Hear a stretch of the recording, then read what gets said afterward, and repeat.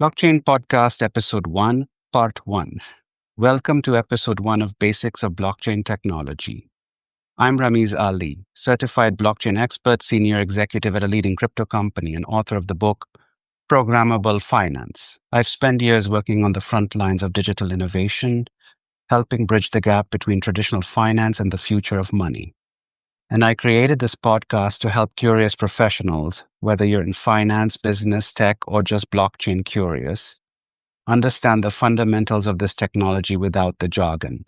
Why? Because blockchain isn't just about cryptocurrency. It's about reimagining how trust, value, and ownership work in the digital world. My book, Programmable Finance, explores how blockchain, smart contracts, and tokenized assets are transforming how money flows and systems operate.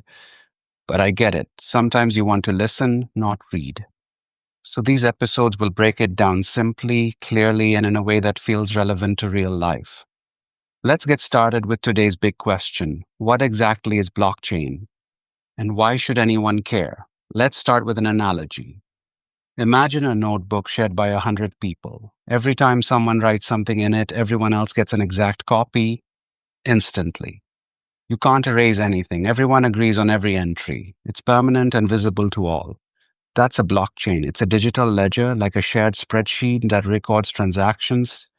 But instead of being controlled by one company or person, it's managed by a network of participants.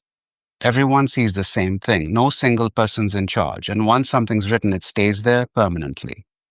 Now let's break down the name. A block is simply a bundle of transactions, like a batch of updates in our notebook. When a block is full, it's sealed with a unique digital fingerprint called a hash. This fingerprint connects the block to the one before it, forming a secure chain. That's why it's called blockchain.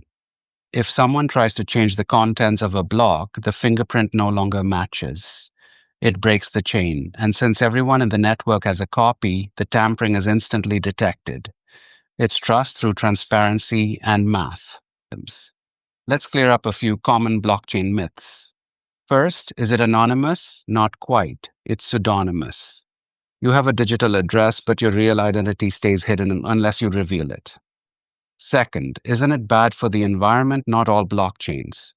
Bitcoin uses a method called proof of work, which is energy intensive.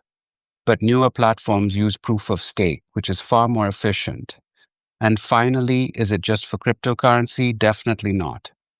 Governments, banks, and nonprofits are using blockchain for everything from document authentication to land registry systems. So let's recap.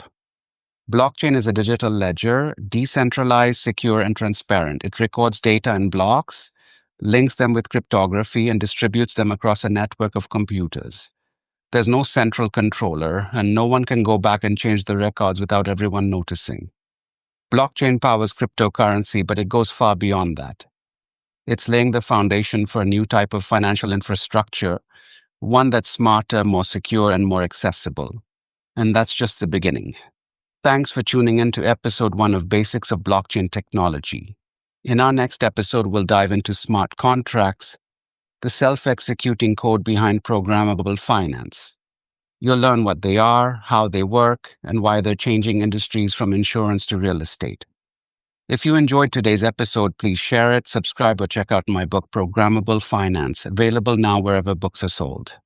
Until next time, I'm Rameez Ali, and you've been listening to Basics of Blockchain Technology. See you soon.